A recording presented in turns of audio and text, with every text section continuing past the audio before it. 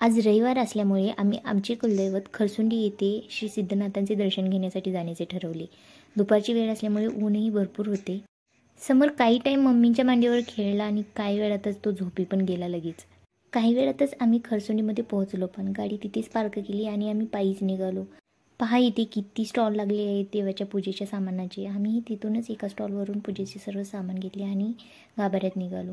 मंदिरात गेल्यानंतर आम्हाला दर्शनासाठी लागलेली रांग दिसली. रविवार असल्यामुळे आज भरपूर गर्दी होती. आम्हीही त्याच लाईनमध्ये उभे राहून दर्शनाची वाट पाहू लागलो.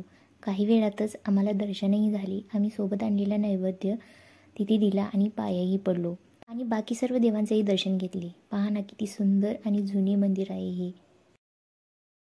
आपल्या रूढी आणि परंपरा जपणे जेवढे महत्त्वाचे आहे, तेवढेच आपल्या पुढच्या पिढीला या रूढी आणि परंपरा दाखवणे आणि सांगणे हे खूप महत्त्वाचे आहे.